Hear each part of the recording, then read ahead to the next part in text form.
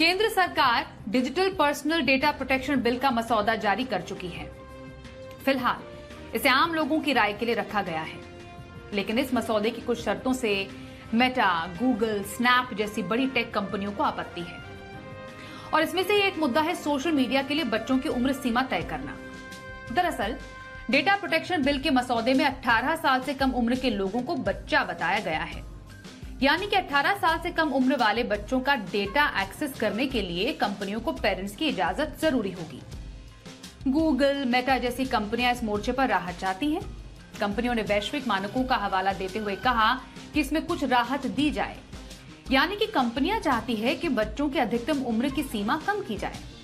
सूत्रों के मुताबिक कंपनियों ने इस मामले में अपनी चिंता सरकार के सामने रखी है।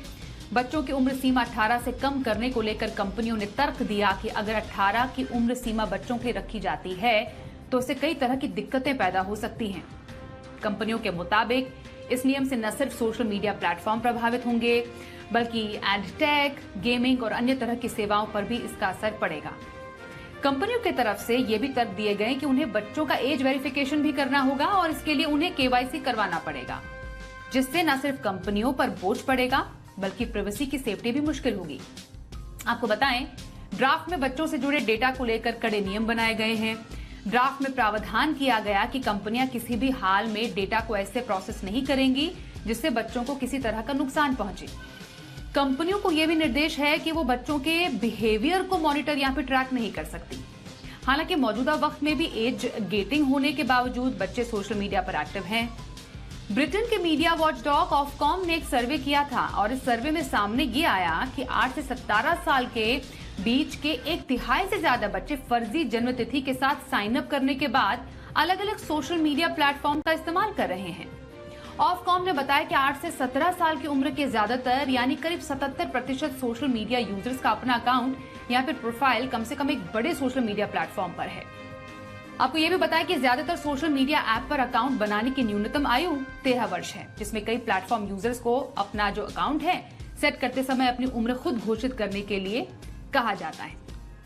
तो समझना जरूरी है कि ये क्या वाकई मुमकिन है कि एक एज सेट कर दी जाए, और साथ ही साथ क्या ये डेटा प्राइवेसी ब्रीच नहीं हुआ कि अगर आपको हर जगह अपना डेटा देना पड़े अपनी उम्र को प्रूफ करने के लिए। तो ये तमाम ऐसे मुद्दे हैं जो यहाँ पर सामने जरूर आएंगे। इस पर जरा चर्चा की शुरुआत करते हैं। हमारे साथ दो खास मेहमान हैं। Social media expert Deepika Singh है हमारे साथ और cyber law expert Ashutosh Srivastava हमारे साथ हैं। दीपिका जी, आपसे मैं शो की शुरुआत करूंगी और ये समझना बेहद जरूरी है कि जिस तरीके से ये जो एक मसौदा जारी किया गया है, अब हम digital personal data protection bill की बात कर रहे हैं, जिसका मेन आधार ही पर्सनल डेटा प्रोटेक्शन का है। यहाँ पर अब जिस तरीके से लोगों की राय, अभी फिलहाल राय मांगने की स्टेज में है, 17 दिसंबर तक राय मांगा गया है, और जिस तरीके से 18 साल से कम उम्र के लोगों को बच्चा माना गया है, जिस पर डेफिनेटली अलग अलग कंपनियों की अपनी आपत्ति जरूर है। पर ये एज लिमिट पर सबसे पहले मैं आपसे राय लेना चाहूंगी। साइबर वर्ल्ड जो कि इतना बड़ा है, जो इतना डीप है, जहां पर एक छोटा सा बच्चा भी 7 या 8 उम्र का, जो हमने एक रिपोर्ट भी दिखाई, फर्जी उम्र डालकर या एक्सेप्ट करके कि आप अडल्ट है कि नहीं, वो गेमिंग साइट या किसी भी साइट पर जा सकता है। कितना मुमकिन है ये? जी, तो पहले तो हम यह देखना चाहेंगे कि इंडिया जो एक डेटा वर्स दे रहा है पूरे जगत को, स्पेशली ये सोशल मीडिया कंपनीज को, इसमें से ज्यादातर जो योगदान है वो हमारे एडोलेसेंट कैटेगरी के जो उपभोक्ता है उनसे आ रहा है। एंड दूसरा यहाँ पे यही देखा जाएगा कि अगर हम इस कैटेगरी के जो यूजर्स है उनका अगर हम एज गेट ना करें तो उनका डेटा मिसयूज होने के भी काफी चांसेस है, क्योंकि साइबर वर्ल्ड के जो एक यूज है that it is joining the entire world, but उसके दुरुपयोग भी हो सकते हैं, जहां पे हमने साइबर हरासमेंट, साइबर बुलिंग के काफी केसेस देखे हैं। अब यह सब स्कूल जाने वाले अर्ली कॉलेज गोइंग स्टूडेंट्स है जिन्हें अभी तक मालूम नहीं है कि जालसाज उनके लिए कौन से शिकंजे बुन सकते हैं। तो इस चीज के लिए एक पेरेंटल गाइडेंस होना थोड़ा आवश्यक जरूर रहेगा। बट यहाँ पे हम एक और देख सकते हैं कि अगर इनके अवेयरनेस में थोड़ी जागरूकता लाई जाए तो वहां पे उनको थोड़ी उपभोक्ता यहाँ मिल सकती है। आशुतोष जी, ये मैं आपसे थोड़ा लीगली समझना चाहती हूँ, ये जो इन्फोर्समेंट है इस पूरे सिस्टम का, कि अगर जी 18 साल तय कर दिया जाए उम्र, जैसे जी अगर ये मसौदा जी पास हो जाता है, ये जी लीगली इन्फोर्स करना कितना फीजिबल आपको लगता है? क्या ये मुमकिन है वाकई हर एक लेवल पर? देखिए, सबसे पहले तो ये था कि हमारे पास डेटा प्रोटेक्शन लॉज जो है वो पहले से कभी था नहीं, और हम लोग बिल्कुल आईटी एक्ट जो हमारा 2000 का है उस पर पूरी तरह से डिपेंडेंट हैं, जो कि काफी ओल्ड हो चुका है, टेक्नोलॉजी काफी चेंज हो चुकी है। और जो यूरोपियन कंट्रीज हैं या यूएस है, तो ये लोग अच्छे से ये डेटा प्रोटेक्शन लॉज को इस्तेमाल कर रहे हैं। और ये लॉ बनाने के पहले जो है गवर्नमेंट ने भी इसका पूरा सर्वे किया है, और उन्होंने भी सारे लॉज को देखा है कि बाकी जो कंट्रीज हैं वो किस तरह से फॉलो करती हैं। तो उसी तरीके से ये जो 18 ईयर वाली बात आई है, तो ऐसा नहीं कि दूसरे कंट्रीज में ऐसा लिमिटेशन नहीं है, वहां पे भी लिमिटेशंस हैं। अब जैसे अगर मैं यूएस की बात करूं, यूके यूनियन की बात करूं, तो वहां पे भी कुछ एक टियर्ड सिस्टम उन्होंने बनाया है, अलग अलग 2-3 ऐसे क्लास बनाए हैं, जहां पे 13 साल से लेकर के 16 साल इस तरीके के जो है सेट किया गया है एज ग्रुप को। और उनको जो है कंसेंट जो है एक सर्टेन एज तक पेरेंट्स का लेना जरूरी है। तो मुझे लगता है कहीं ना कहीं ये एक अच्छा मूव है, क्योंकि बच्चों का जो डेटा है वो बहुत इंपॉर्टेंट है, जिसके ऊपर उनका फ्यूचर, उनका करियर सब कुछ डिपेंड करने वाला है। और वो बहुत टेंडर एज में अगर वो उनका डेटा मिसयूज होता है, तो एक प्रॉब्लमेटिक सिचुएशन हो सकता है उनके लिए, वो गलत उसका उनके ऊपर प्रभाव पड़ सकता है, उसका नुकसान उनको झेलना पड़ सकता है। इसलिए जो पेरेंट्स हैं 18 ईयर के नीचे के जितने भी बच्चों के लिए उनका कंसेंट रिक्वायर्ड है, कोई भी बच्चों का पर्सनल डेटा यूज करने के लिए। तो मुझे नहीं लगता है कि इसमें कोई शुरुआत में, देखिए कोई भी जब कानून बनता है तो उसको अमल में लाने में थोड़ा वक्त लगता है। धीरे धीरे करके जो है वो लोग उसको एक्सेप्ट करने लगते हैं, समझने लगते हैं। और अगर लगता है सरकार को या जुडिशियल सिस्टम को कि इसमें कुछ सुधार करने की जरूरत है या कुछ अमेंडमेंट होना चाहिए लॉ में, तो वो प्रोविजन कभी भी रहता है। और बहुत बार हमने देखा है कि सुप्रीम कोर्ट ने भी कोई नया लॉ बना है तो उसमें सर्टेन अमेंडमेंट्स को भी प्रिस्क्राइब किया है। बट ये जो मूव है, मुझे एट प्रेजेंट तो ऐसा नहीं लगता कि इसमें कुछ गलत है। ये बिल्कुल एक ठीक पहल है। और देखिए, पहले भी मामला बहुत बार सुप्रीम कोर्ट में गया है इस तरीके का, जहां पे सुप्रीम कोर्ट ने भी क्लैरिफाई किया कि इंडिया में भी डेटा प्रोटेक्शन लॉज जो हैं आज के डेट में बहुत इंपॉर्टेंट एस्पेक्ट उसका है। और जिस तरह से हम आगे चल रहे हैं, आगे बढ़ रहे हैं, हमें कॉम्पीट करना पड़ेगा जो बाकी के लॉज हैं बाकी अक्रॉस द ग्लोब। तो हमको अगर ग्लोबली हमें अगर कंट्री में डिजिटल सिस्टम को अडॉप्ट करना है, हमें अगर टेक्नोलॉजी को अडॉप्ट करना है, तो ऑब्वियस सी बात है कि उससे रिलेटेड कानूनों को भी हमें स्ट्रिक्ट बनाना पड़ेगा। और जितना ये कानून स्ट्रिक्ट बनेंगे उतना ही जो है सेफ्टी होगा। और लोगों के डेटा के साथ मिसयूज हमने कितने बार देखे, कैसे कैसे इंसिडेंसेस हो रहे हैं, किस तरह से लोगों के अकाउंट से पैसे यहाँ से वहां ट्रांसफर हुए, किस तरह से लोगों का मोफ्ट फोटोज को जो है मिसयूज किया गया डेटा निकाल करके उनके फोन से, क्योंकि कोई हमारे पास डेटा प्रोटेक्शन लॉ इस तरीके का नहीं था। और इसके वजह से कुछ लोगों ने सुसाइड तक किया। तो हमने देखा है कि किस तरह से इसका मिसयूज भी होता है। तो उसको कहीं ना कहीं स्ट्रीमलाइन करने की, उसको रोकने की, उसको कंट्रोल करने की मुझे लगता है एक सख्त जरूरत थी। और ये एक बहुत अच्छा मूव है, ये काफी टाइम से पेंडिंग भी था। अब ये कानून बन रहा है। अगर इसमें लगता है सरकार को या जुडिशियल सिस्टम को कि थोड़ा बहुत और अमेंडमेंट करने का मतलब ये है कि ये है, तो जो आगे एज किया लिमिट जाएगा। 18 की रखी गई है, मतलब 18 ईयर से कम लोगों को बच्चा माना जाएगा और कंसेंट जरूरी होगी, वो आप इसको वेलकम मूव मान रहे हैं, राइट? जी देखिए, अगर हम प्रोटेक्शन की बात करें बच्चों के डेटा को, तो वो ठीक है, लेकिन कुछ जो कंपनीज होंगी जो कमर्शियल एक्टिविटी कर रही होंगी, जहाँ पे जैसे गेमिंग ऐप है, अब अगर बच्चा मान लीजिए 16 साल का है, 15 साल का है, उसको वो गेमिंग ऐप के लिए उसको सर्टेन डेटा अपना देना है, तो अगर उसको पेरेंट का कंसेंट लेने का सिचुएशन आता है, तो हो सकता है पेरेंट कंसेंट दें ना दें। तो कहीं ना कहीं जो कमर्शियल एक्टिविटी है जो कुछ कंपनीज की, वो ऑब्वियसली इससे इफेक्ट होगा। तो वो चाहेंगे कि एज लिमिट जो है वो कम हो। बट इसको आके सरकार सोच सकती है। देखिए, कोई भी लॉ जो है वो एक्सपीरियंस भी एक देता है, उससे हमें पहले समझने की जरूरत है कि ये कितना सही जा रहा है या इसमें हम थोड़ा सा और लिबरल होने का स्कोप है या नहीं है। तो ये मुझे लगता है वक्त के साथ इसमें बदलाव आ भी सकता है, और अगर सब कुछ ठीक चला तो बिल्कुल मुझे लगता है कि जो कानून एट प्रेजेंट है वो ठीक है, उसको अर्ली कंटिन्यू स्टेज करने में की है जरूरत ये, है। और कोशिश यहाँ पर की जा रही है कि जिस तरीके से इस पूरे बिल का जो मसौदा तैयार किया जा रहा है वो इस सही दिशा में जाता हुआ कदम डेफिनेटली है। पर आपने जो एक बात का जिक्र किया, एक तो कंसेंट हो गई, दूसरा दीपिका, जब एज वेरिफिकेशन की बात आई कि थोड़ा समझना जरूरी है हमारे दर्शकों के लिए भी कि हम क्या कहने की कोशिश कर रहे हैं।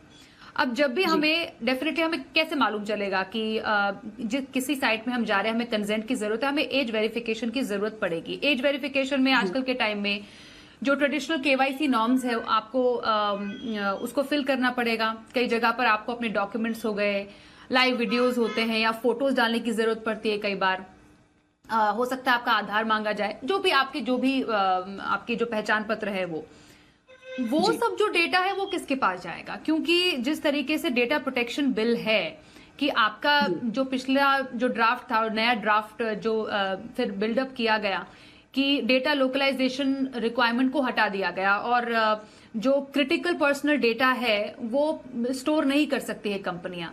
तो मैं इस कॉन्टेक्स्ट में समझना चाहती हूँ जो डेटा स्टोर होगा फिर एज वेरिफिकेशन के लिए जो भी मांगा जाएगा अलग अलग साइट्स या कंपनीज के द्वारा, वो डेटा कहाँ पर जाएगा?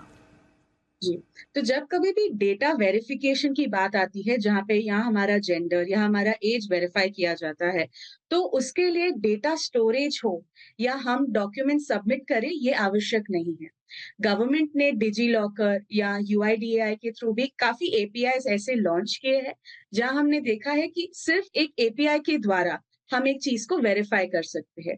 एक एग्जाम्पल देना चाहूंगी, जब हम हमारा पैन वेरीफाई करवाते हैं, तो हम किसी भी वेबसाइट पे अपना सिर्फ पैन नंबर डालते हैं और वो एक एपीआई वेरीफाई कर देता है, यस दिस यूजर एग्जिस्ट।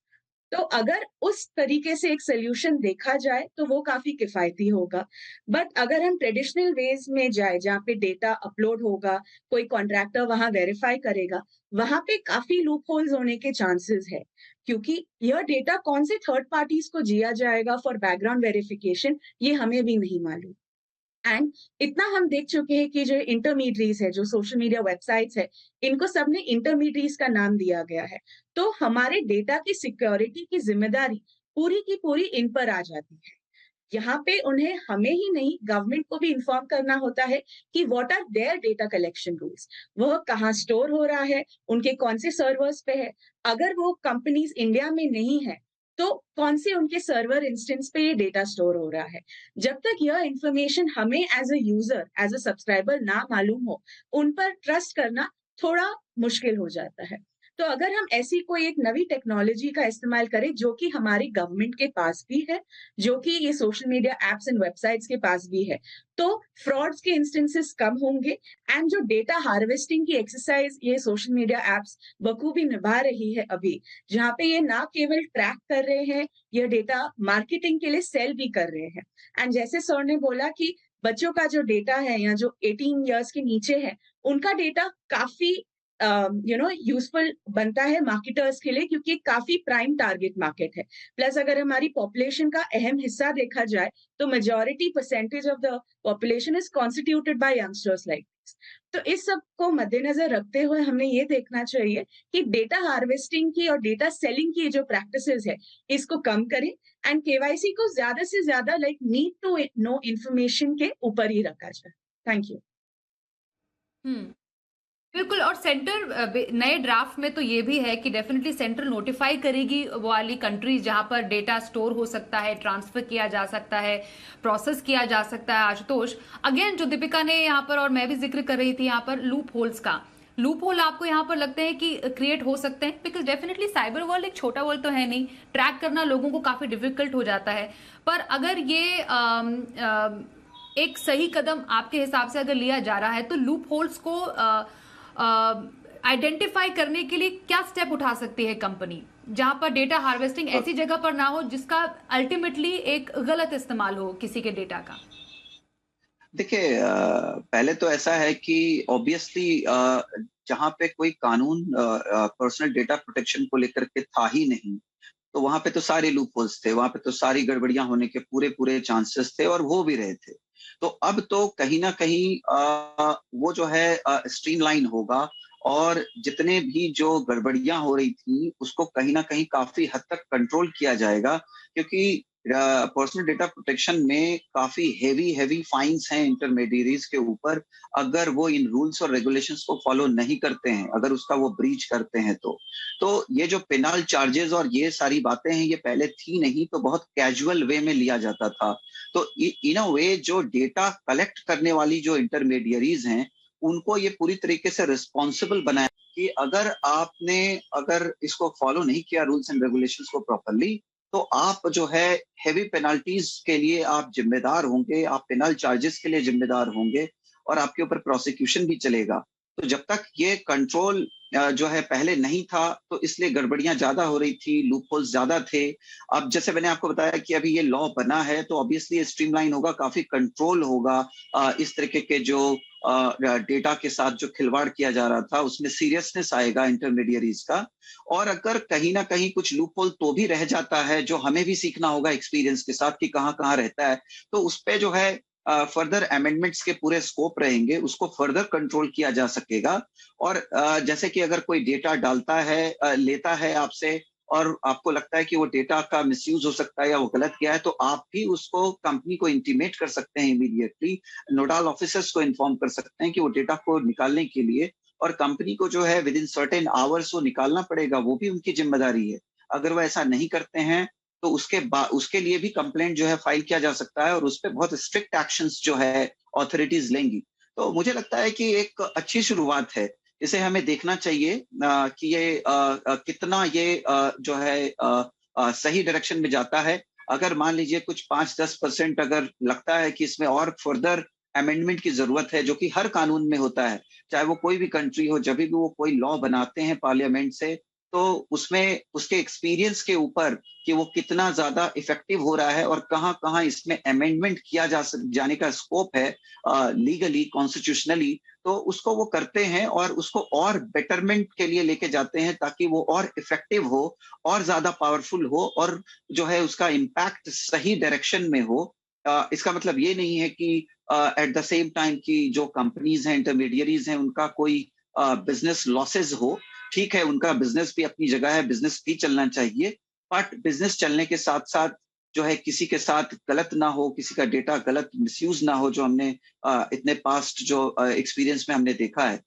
तो मुझे लगता है लूप होल्स अगर है भी, थोड़ा बहुत अगर रह भी जाता है इसको मतलब अप्लाई करने के बाद इन लॉज को, तो उसमें स्कोप रहेगा उसको और शार्प बनाने के लिए और कंट्रोल करने के लिए। नए चीज की शुरुआत होती है आज, तो जैसा आप बता रहे हैं टीदिंग प्रॉब्लम्स तो होती ही हैं, क्योंकि जैसे हम बाकी देशों में भी देखें, अभी जो ताजा व्यवस्था है, बच्चों की आयु सीमा क्या तय की गई है जब हम डिजिटल डेटा की बात करते हैं। ब्रिटेन में 13 साल है, यूएस में 13 साल है, चीन में उससे 1 साल ज्यादा 14 साल है, ईयू में 16 साल है और ऑस्ट्रेलिया में तो कोई आयु सीमा है ही नहीं। मतलब स्ट्रिक्टेस्ट ऑफ ऑल दीपिका हम देख रहे हैं भारत में ही रखा गया है 18। वैसे भी 18 अबव तो इंडिया में अडल्ट ही माना जाता है और उसको डेटा प्रोटेक्शन बिल में भी बिल्कुल उसी तरीके से उसको दर्शाया गया है कि 18+ आप अडल्ट है, उसके नीचे आप अपने आप को बच्चा ही मानिए। दैट मीन्स ये जो व्यवस्था लागू की गई है वो एक तरीके से एक एक्सपेरिमेंट भी है और शायद बाकी कंट्रीज के लिए हो सकता है एक बड़ा लेसन भी हो कि किस तरीके से इसको लागू किया जा सकता है, क्योंकि आप दोनों की बात से मुझे यही लग रहा है कि ये एक राइट डायरेक्शन में लिया गया कदम है। उसका आपने नाम लिया, दीपिका, यहाँ पे इंटरनेट की व्यवस्था इंडिया से थोड़ी पहले आई, तो यहाँ पे एक जो इंटरनेट इकोसिस्टम का नॉर्मलाइजेशन है वो हमारे यहाँ से पहले हुआ है। तो अगर हम साइबर सिक्योरिटी या फिर ऑनलाइन सिक्योरिटी की बात देखें, अभी तक इंडिया में उसकी अवेयरनेस बढ़ रही है। तो ये एक वेलकम मूव है जहाँ पे हम अपने डेटा की रिस्पॉन्सिबिलिटी ले और अपनी सिक्योरिटी का जिम्मेदार सोशल मीडिया एप्स और वेबसाइट्स को भी एक क्वेश्चन पूछे कि क्या वो हमारा डेटा अच्छे से यूज कर रहे हैं and they should be responsible. तभी तो हमने देखा कि गूगल को नियरली 1398 करोड़ फाइन किया गया, प्लस 968 करोड़ 2 वीक्स कंजिक्यूटिवली। तो पहले हमने इतने बड़े फाइन्स तो देखे नहीं है, तो यह एक महज एक शुरुआत है और आगे हम और भी जिम्मेदार हो, यही एक अपेक्षा रही। बहुत धन्यवाद करेंगे दीपिका सिंह और साथ ही आशुतोष श्रीवास्तव, आप दोनों का हमारे साथ इस चर्चा में शामिल होने के लिए। तो ये तो चर्चा रही डेटा प्रोटेक्शन बिल की और जिस पर एज गेटिंग की एक बहुत बड़ी चर्चा चल रही है, लेकिन अगली खबर का यहाँ पर जरा रुख कर लेते हैं और ये खबर जुड़ी है मुंबई से। दरअसल मुंबई की जो हवा है इन दिनों दिल्ली से भी ज्यादा जहरीली हो गई है। लोग काफी ज्यादा चिंतित है, परेशान है। क्यों? क्योंकि बीते दिनों मुंबई का एयर क्वालिटी इंडेक्स 315 के खतरनाक लेवल पर पहुंच गया। घने स्मॉग और उड़ती धूल के चलते लोगों का सांस लेना दूभर हो गया है। आखिर क्यों बढ़ रहे हैं मुंबई में वायु प्रदूषण की वजह क्या है, जरा समझते हैं इस रिपोर्ट में।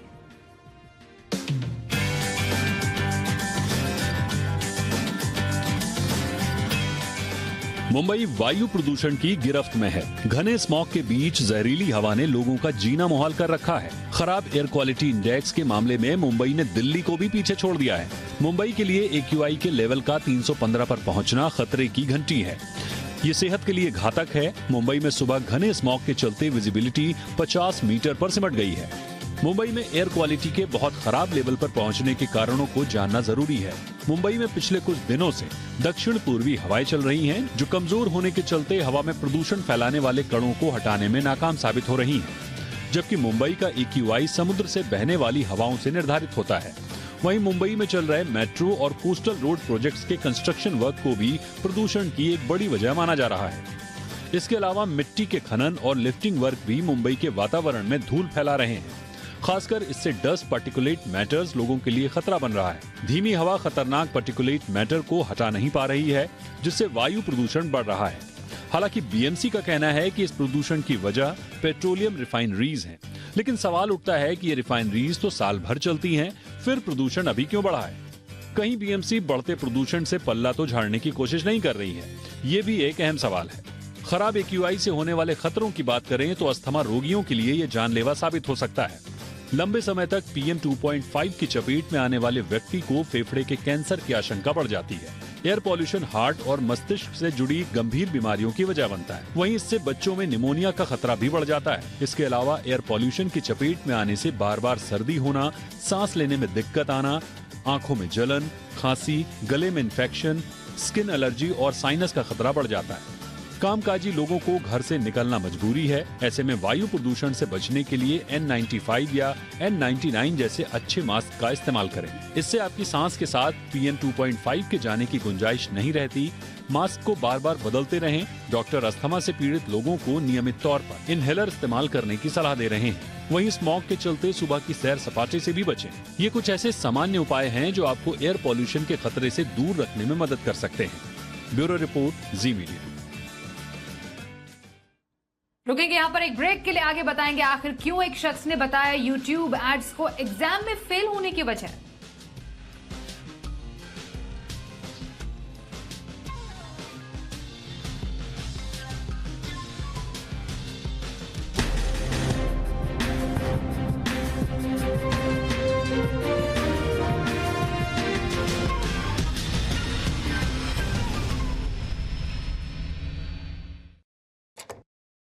एक वक्त था जब हम घड़ी सिर्फ वक्त देखने के लिए खरीदते थे। आज धड़कनों का हिसाब भी घड़ी रखती है। फोन खरीदते थे कि अपनों से बात हो जाए, पर आज पूरी दुनिया फोन में रखते हैं। घड़ी हो या फोन, वक्त के साथ सब कुछ स्मार्ट हो गया है। और आपके घर खरीदने का डिसीजन, क्योंकि आप सिर्फ घर नहीं चुनते, आप चुनते हैं अच्छा आस पड़ोस, बेटर कनेक्टिविटी, बेटर कंस्ट्रक्शन और सबसे ज्यादा जरूरी, टाइम से पहले डिलीवरी का भरोसा। तो करना है अगर अपने घर का सिलेक्शन, सिग्नेचर ग्लोबल है ना, ले लीजिए स्मार्ट डिसीजन।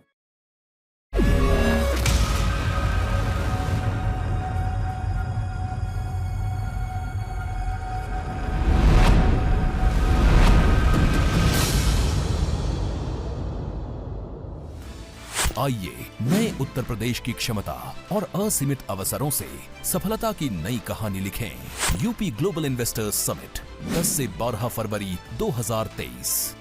नए भारत के ग्रोथ इंजन उत्तर प्रदेश में निवेश करें।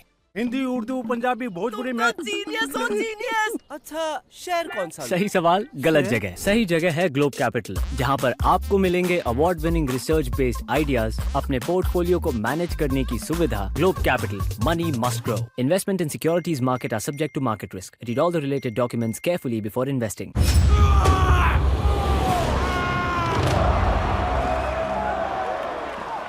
पेश है अगला द्वंद्व, दो प्राणियों के बीच।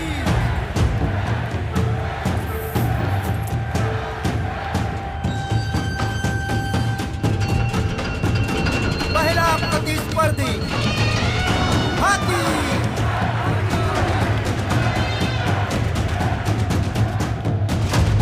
श्रीनगर की डल झील में 2 दिन तक हाउस बोट विंटर फेस्टिवल मनाया गया, जिसमें सैकड़ों पर्यटकों ने हिस्सा लिया। जहां हाउस बोट का इतिहास, उनमें रहने वाली हस्तियों और दशकों से दुनिया भर के पर्यटकों को आकर्षित करने में इनके रोल को बताया गया। आइए आपको दिखाते हैं खालिद हुसैन की ये शानदार रिपोर्ट। श्रीनगर की डल झील पर तैरते ये शिकारे और हाउस बोट अपनी खूबसूरती से दुनिया भर को ये बताना चाहते हैं कि हमारा वजूद क्या है, हम अपने अंदर आखिर कितने हाथ समेटे हुए हैं। हमने घाटी में हर तरह के हालात को ऊपर नीचे उठते बेहद पास से देखा है। वक्त करवट बदल चुका है, उसी बदलते वक्त का ये खूबसूरत नजारा है। डल लेक पर पारंपरिक लोक संगीत, फ्लोटिंग स्टेज के अलावा इस हाउस बोट विंटर फेस्टिवल में लोकल बैंड्स ने भी बढ़ चढ़कर हिस्सा लिया। कड़ाके की ठंड के बीच डल लेक का ये नजारा पर्यटकों को खूब लुभा रहा है। हाउस बोट आमतौर पर सर्दियों के दौरान पूरी तरह से खाली रहते हैं, लेकिन इस आयोजन ने सर्दी में भी डल लेक पर 4 चांद लगा दिए। House boat festival basically vibrant winter को प्रोजेक्ट करने के लिए किया गया है। नॉर्मली कश्मीर के साथ एसोसिएट किया जाता है कि विंटर में डल हो जाता है, सिर्फ गुलमर्ग और एक आधी डेस्टिनेशन एक्टिव रहती है, बट वाइब्रेंट विंटर से हम ये प्रोजेक्ट कर रहे हैं कि Kashmir is not dull, you can come visit, enjoy, stay. Resorts हैं उनको विंटर में खुला रखा जाएगा। हमारे जो होटलियर्स हैं they are ready to welcome the tourist. Tourism तो बिल्कुल अट्रैक्ट होगा और इतना ब्यूटीफुल स्टेट है हमारे इंडिया में, तो डेफिनेटली बहुत अच्छा है स्टेप है गवर्नमेंट का। बहुत ज़्यादा सुंदर, जिसका शब्दों में बयान नहीं किया जा सकता।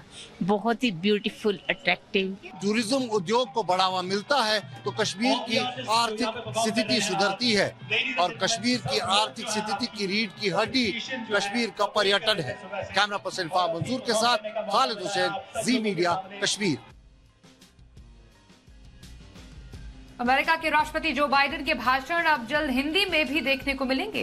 अमेरिका की प्रेसिडेंशियल कमीशन ने राष्ट्रपति कार्यालय को राष्ट्रपति के भाषणों को हिंदी में अनुवाद करने का सुझाव दिया है।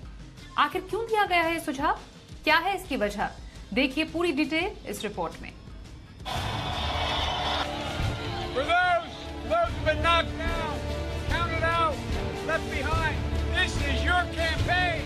ये बात किसी से छिपी नहीं है कि अमेरिका में भारतीयों का बोलबाला है। सिर्फ अमेरिका में ही नहीं बल्कि यहाँ की सरकार में भी कई भारतीय मूल के लोग शामिल हैं। फिर चाहे उपराष्ट्रपति कमला हैरिस हो या फिर नीरा टंडन, विवेक मूर्ति। यूएस में भारतीयों के लिए अब बाइडेन सरकार एक और कदम उठा सकती है। जल्दी आपको राष्ट्रपति जो बाइडेन के भाषण की कॉपी हिंदी में भी मिल सकती है। दरअसल प्रेसिडेंशियल कमीशन ने राष्ट्रपति कार्यालय के सामने अपने विचार रखे हैं। कमीशन ने कहा कि अमेरिका की राजनीति में लगातार एशियाई मूल के लोगों की भूमिका बढ़ रही है। ऐसे में राष्ट्रपति के भाषण की कॉपी उनकी भाषाओं में मौजूद होनी चाहिए। कमीशन ने सुझाव दिया है कि भाषणों को हिंदी और एशियाई भाषाओं में ट्रांसलेट करने का काम 3 महीने में शुरू कर दिया जाना चाहिए। कमीशन ने सुझाव दिया कि भाषणों को हिंदी के साथ ही चीनी, कोरियन, वियतनामीज, मैंड्रिन और फिलीपींस में बोली जाने वाली भाषा टगालोग में ट्रांसलेट किया जाए। बता दें कि राष्ट्रपति के एडवाइजरी कमीशन के सामने ये प्रस्ताव अमेरिकी भारतीय कम्युनिटी के नेता अजय जैन भुटोरिया ने रखा था, जिसे कमीशन ने स्वीकार कर लिया। मौजूदा वक्त में यूएस के राष्ट्रपति और उपराष्ट्रपति के भाषण केवल अंग्रेजी में ही होते हैं। ऐसे में दूसरी भाषाओं के वोटरों तक पहुंच बनाने के लिए उनकी भाषा में भाषण को ट्रांसलेट करने का सुझाव दिया गया है। अब देखना होगा कि इस प्रस्ताव पर राष्ट्रपति बाइडेन कब मुहर लगाते हैं। Bureau report, Zee media. Video hosting platform YouTube पर जब भी आप वीडियोस देखते हैं तो कई बार बीच बीच में विज्ञापन आते हैं। इन विज्ञापनों की वजह से कई बार परेशानी भी होती है, लेकिन मध्य प्रदेश के एक शख्स को इन एड से इतनी ज्यादा परेशानी हुई कि वो सीधे सुप्रीम कोर्ट पहुंच गया और गूगल इंडिया पर 75 लाख रुपए के मुआवजे देने के लिए याचिका दायर कर दी। अब कोर्ट में इस मामले पर फैसला क्या आया है, देखिए इस पूरी रिपोर्ट में।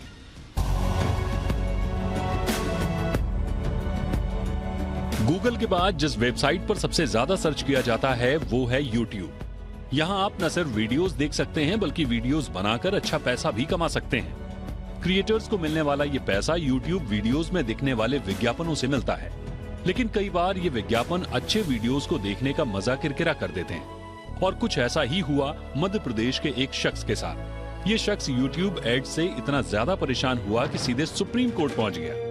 शख्स ने अपनी याचिका में दावा किया कि वो एक एग्जाम की तैयारी कर रहा था, जिसके लिए उसने YouTube चैनल को सब्सक्राइब किया, लेकिन वीडियो देखते वक्त उस पर अश्लील विज्ञापन आते थे।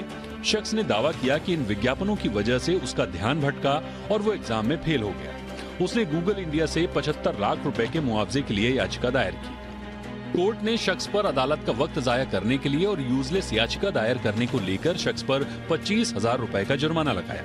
याचिका पर फैसला सुनाते हुए सुप्रीम कोर्ट ने कहा कि इस तरह की याचिका संविधान में दिए गए अधिकारों का गलत इस्तेमाल करना है। कोर्ट ने याचिकाकर्ता को फटकारते हुए कहा कि अगर आपको एड्स नहीं पसंद हैं, तो मत देखिए। कोर्ट ने फटकार लगाते हुए कहा कि सिर्फ पब्लिसिटी हासिल करने के लिए आप कुछ भी याचिका दायर नहीं कर सकते। कोर्ट ने कहा कि ये सरासर अदालत का वक्त जाया करना है। कोर्ट ने याचिकाकर्ता पर पहले 1 लाख रुपए का जुर्माना लगाया। हालांकि बाद में शख्स ने कोर्ट से माफी मांगी और जुर्माना न लगाने की अपील की। उसके बाद कोर्ट ने जुर्माने की रकम को 25,000 रुपए कर दिया। Bureau report, Zee media. आइए अब आपको दिखाते हैं कि टेक्नोलॉजी की दुनिया में क्या कुछ खास चल रहा है। टेक्नोलॉजी से जुड़ी 10 बड़ी खबरें टेक टॉप 10 में।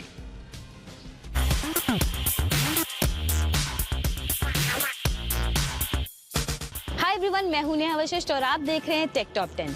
आज के इस एपिसोड में हम बात करने वाले हैं टेक की दुनिया के सबसे बड़े 10 अपडेट्स के बारे में।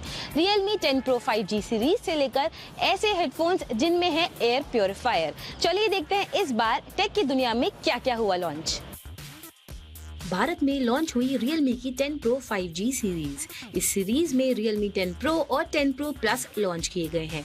Realme 10 Pro में है Snapdragon 695 5G SoC, boundless display और ड्यूल रेयर कैमरा सेटअप। वहीं Realme 10 Pro Plus में है Dimensity 1080 5G chipset, triple rear camera setup और curved vision display. Main camera की बात करें तो दोनों devices 108 MP Pro light camera के साथ आते हैं।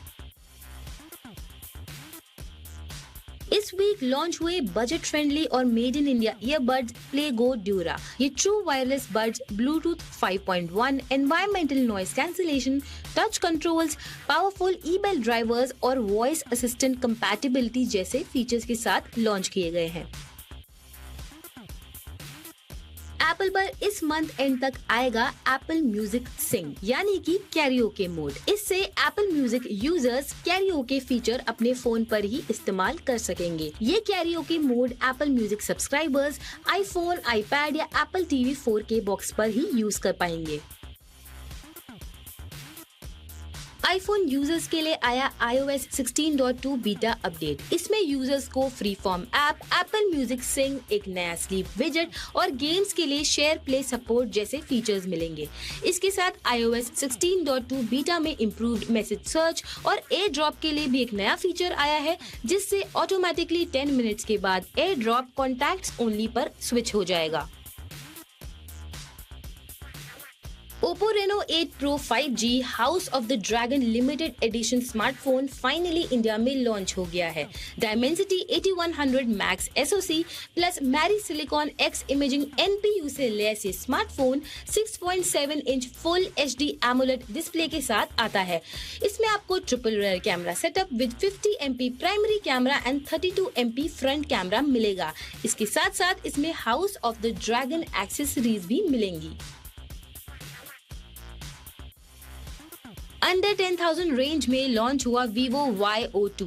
MediaTek octa-core SoC से लैस smartphone 6.51 inch IPS LCD screen के साथ आता है। इसके साथ इसमें 3GB RAM plus 32GB internal storage है, जिसे माइक्रो SD से 1TB तक एक्सपैंड किया जा सकता है। ये 8 MP रेयर कैम और 5 MP फ्रंट कैम के साथ लॉन्च किया गया है। Amazon ने लॉन्च किया Amazon Kindle 2022। 6 inch high resolution glare free screen से लैस ये Kindle dark mode, X ray feature और एडजस्टेबल फ्रंट लाइट के साथ आता है। कंपनी के मुताबिक ये सिंगल चार्ज में 6 वीक्स तक चल सकता है।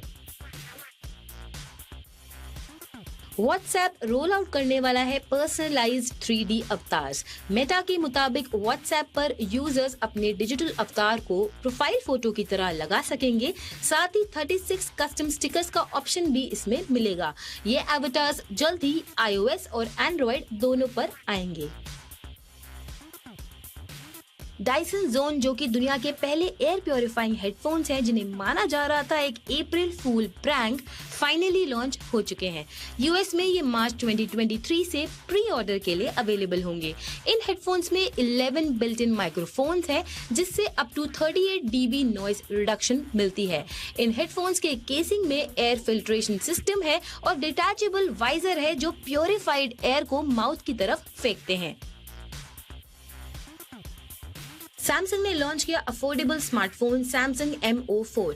ये स्मार्टफोन 2 साल के OS अपडेट्स के साथ आता है। साथ ही इसमें 8 GB RAM with RAM plus है और अगर हम स्टोरेज की बात करें तो इसमें 128 GB स्टोरेज मिलती है। इसके साथ इसमें ड्यूल रेयर कैमरा सेटअप भी है। तो ये थी टेक की दुनिया की सबसे बड़ी खबरें। अगले हफ्ते आपसे फिर से होगी मुलाकात। तब तक के लिए आप देखते रहिए जी बिजनेस।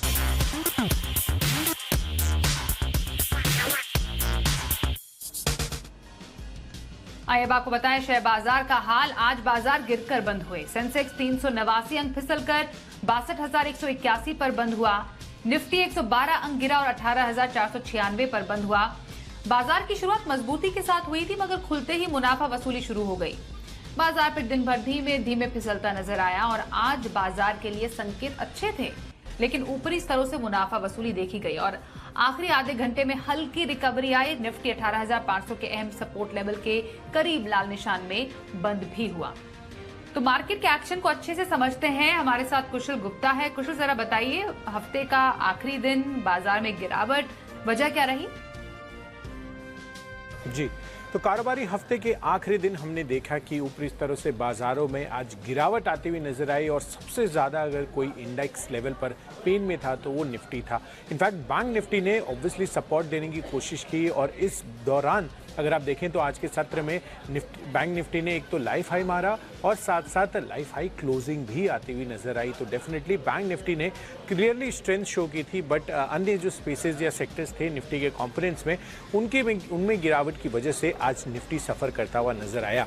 जहां तक आपके निफ्टी में गेनर्स की बात है उसमें नेस्ले 2% से ज्यादा की तेजी यहां पर देखने को मिली। साथ ही सन फार्मा, टाइटन, डॉक्टर रेड्डी जैसे स्टॉक्स पर अच्छा उछाल हमें देखने को मिला। पर गिरावट कहां पर थी? टेक महिंद्रा, इन्फोसिस, विप्रो, तीनों के तीनों फ्रंटलाइन आईटी काउंटर्स डेफिनेटली एक तो क्रेडिट स्विस की रिपोर्ट आती हुई दिखी थी जहां पर उनको वैल्यूएशन एक्सपेंसिव लग रहे थे और साथ ही HCL टेक का जो इन्वेस्टर डे हुआ था यूएस में उसके बाद जिस तरह की कमेंट्री आती हुई दिखी मैनेजमेंट की तरफ से, ये पूरा का पूरा दबाव आज इस वजह से पूरे के पूरे आईटी स्पेस में आता हुआ नजर आया। यही नहीं, आप स्टॉक्स इन फोकस में देखेंगे तो HCL टेक इसी वजह से फोकस में था और इंट्राडे में 7 से 8% तक का गिरावट यहाँ पर आती हुई दिखी। इनफैक्ट प्रूडेंट कॉर्पोरेट यहाँ पर भी 12% की गिरावट थी। पर पेटीएम डेफिनेटली बाईबैक की खबर पर 7% का उछाल इसने भी दिखाया और पंजाब एंड सिंध बैंक समेत अन्य PSU बैंकों में भी अच्छी तेजी आज के सत्र में भी बनती हुई नजर आई। तो कंटिन्यूटी रही गेन्स के ग्राउंड पर PSU बैंकों में।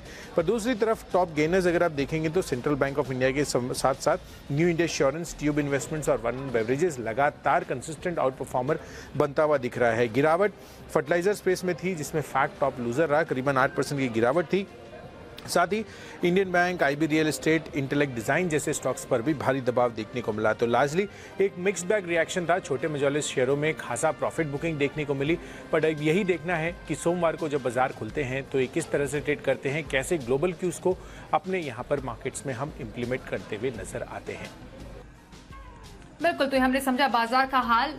वहीं आपको बताएं कि फ्लॉप आईपीओ के 1 साल बाद पेटीएम की parent company 197 communications share buyback की योजना बना रही है और इस पर अंतिम फैसले के लिए कंपनी का बोर्ड 13 दिसंबर को विचार करेगा। सवाल ये कि आखिर बायबैक की नौबत क्यों आई? देखिए जी बिजनेस के मैनेजिंग एडिटर अनिल सिंघवी का पेटीएम पर खास विश्लेषण। पेटीएम के शेयर में जो बायबैक का ऐलान हुआ है, उसकी बोर्ड बैठक होने जा रही है और बोर्ड बैठक के बाद वो डिसाइड करेंगे कितना बायबैक करना है, क्या करना है। कुछ डेटा मैं आपको बता दूं, आईपीओ आया था पेटीएम का 2150 रुपए की इशू प्राइस थी, लिस्टिंग थोड़ी नीचे हुई 9-10% नीचे 1950 के आसपास, और अभी हाल ही में 24 नवंबर वो डेट थी जहां बहुत सारे सौभाग्यशाली लोगों को सबसे लोएस्ट लेवल पर पेटीएम खरीदने का मौका मिला, वो था 440 के आसपास। 8,300 करोड़ का इशू था और 33,000 करोड़ का मार्केट कैप है। 8,300 करोड़ का जब इशू आया, इशू आने के बाद से अब तक करीबन ये 2,700 करोड़ का लॉस कर चुके हैं। 9,000 करोड़ का कैश है, 33,000 करोड़ का मार्केट कैप है।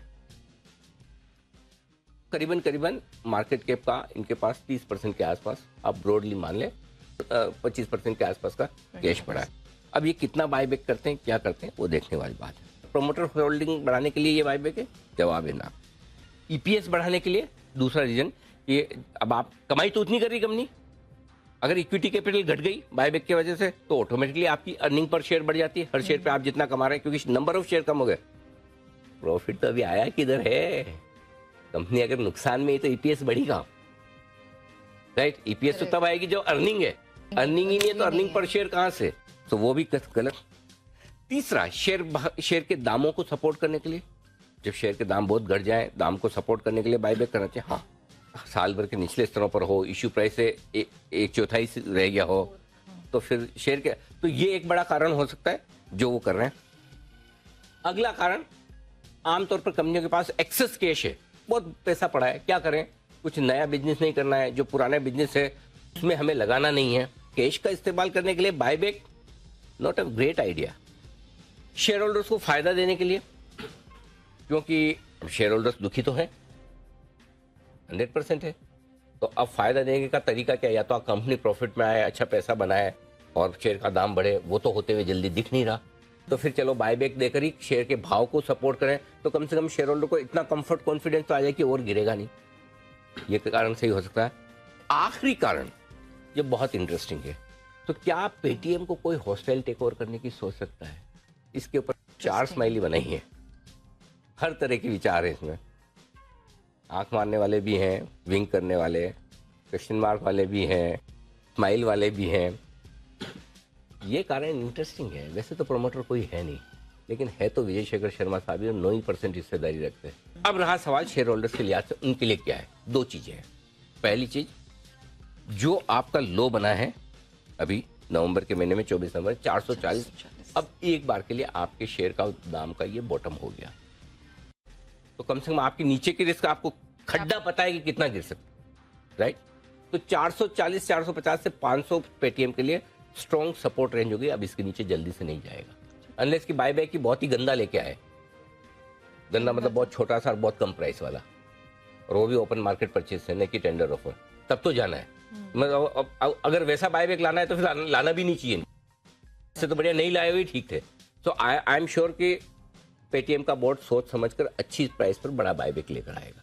अब इन न्यू एज कंपनी में, चाहे वो आपके पास पॉलिसी बाजार हो, जोमेटो हो, पेटीएम हो, थोड़ा इंतजार कीजिए। मैं आपको एक रिलीफ दे रहा हूं जो फंसे हुए इन्वेस्टर्स हैं उनको, कि जल्दबाजी में हड़बड़ी मत बेचिए। जो सबसे बुरा समय था शेयर के दाम के हिसाब से होने के लिए, अब मार्केट 2000 पॉइंट घट जाए निफ्टी, वो तो मुझे नहीं पता, आपको नहीं पता, उसमें तो सबको घटना है, करेक्ट। वो एक अलग मार्केट रिस्क अलग है, बट जो न्यू एज आईपीओ की जो रिस्क थी, सेलिंग प्रेशर की, लगातार सप्लाई की, नायका वगैरह, अब ये काफी हद तक कम हो गई। कोई 1-2 स्टॉक में रह सकती है, बट ब्रॉडली इन कंपनियों के लिए अब सबसे बुरा समय था वो पीछे रह गया।